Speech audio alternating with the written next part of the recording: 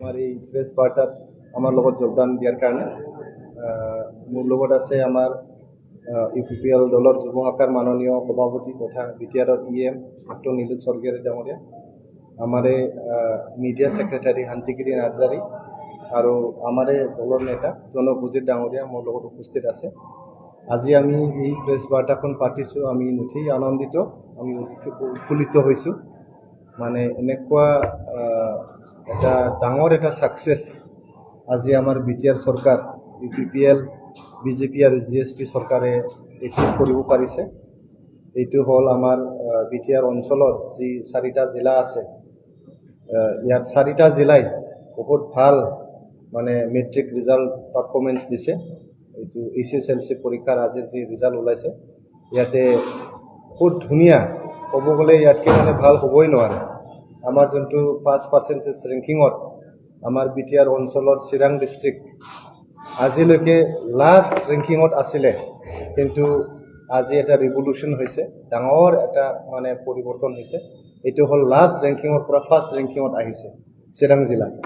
গতিকে এই চেকত আমি বিটিআৰৰ আমাৰ মুৰব্বী শ্ৰী প্ৰমোদ বড়ো ডাঙৰীয়াক, আমাৰ ইউপিপিএল দলৰ সভাপতি তথা বিটিআৰৰ চিফ ছাৰ প্ৰমোদ বড়ো ডাঙৰীয়াক আমি কংগ্ৰেচুলেশ্যন জনাইছোঁ আৰু তেখেতক ধন্যবাদ দিছোঁ। তেখেতে দিনে নিশাই কাম কৰি এডুকেশ্যন ডিপাৰ্টমেণ্টটো তেখেতে নিজৰ হাততে ৰাখি এটা নেতৃত্ব বহন কৰি আজিৰ এই ৰিজাল্টটো তেখেতে মানে ডেলিভাৰ কৰিব পাৰিছে। তাৰ কাৰণে আমি বিটিআৰবাসী ৰাইজৰ তৰফৰ পৰা তেখেতক ধন্যবাদ জনাইছোঁ, লগতে কংগ্ৰেচুলেশ্যন জনাইছোঁ। তেখেতে আজিৰ শিক্ষাৰ ক্ষেত্ৰত যি আলোড়ন সৃষ্টি কৰিছে, যে তেখেতে আমূল পৰিৱৰ্তন আনিব পাৰিছে, অনলি এণ্ড অনলি তেখেতৰ নেতৃত্বত এইটো পচিবল আছে। এইটো ক্ষেত্ৰতে মোৰে কলিগ আৰু আমাৰ বিটিআৰৰ EM sir doctor Nilut Swargiary ডাঙৰীয়াক দুআষাৰমান ক'বলৈ অনুৰোধ জনাইছোঁ। পোনপ্ৰথমে মই আপোনালোক সকলোকে ৱেলকাম জনাইছোঁ।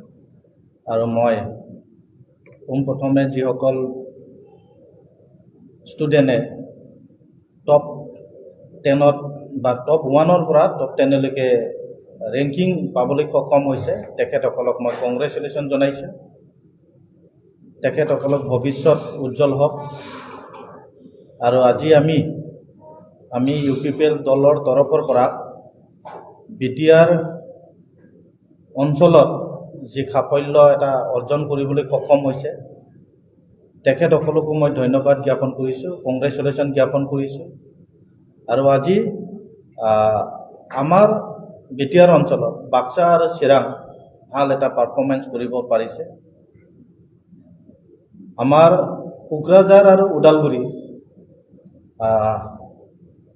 খুব ভাল নহ'লেও বেয়াও নহয়। আমি অনাগত দিনত এই জিলা আৰু আগুৱাই নিয়াত আমি কাম কৰি যাম। আৰু ভৱিষ্যতে এই দুখন জিলাটো আমি ৰেংকিঙত আনিবৰ কাৰণে প্ৰচেষ্টা আমাৰ হাতত আছে। আৰু আমি আজি যি ৰিজাল্ট পাবলৈ সক্ষম হ'ল, চিৰাং জিলা যোৱাকালিলৈকে যি পজিশ্যনত আছিল, আজি ৰিজাল্ট হোৱাৰ লগে লগে ৰেংকিঙত 1 নম্বৰ নহ'লেও 5%ত চিৰাং জিলা টপ 1ত আছে। 88.5%। আৰু বাক্সা জিলা ৰেংকিঙত আমি 3 নম্বৰত পাবলৈ সক্ষম হৈছে। গতিকে ইয়াৰ আঁৰত আমি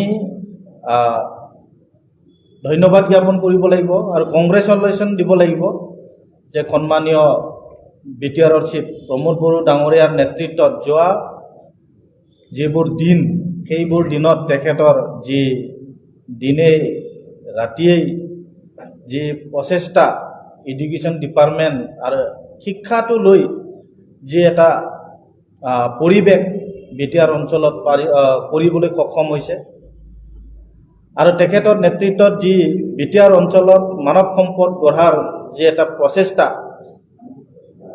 সেইবোৰ প্ৰচেষ্টাৰ কাৰণে আজি মেট্ৰিকৰ যি ৰিজাল্ট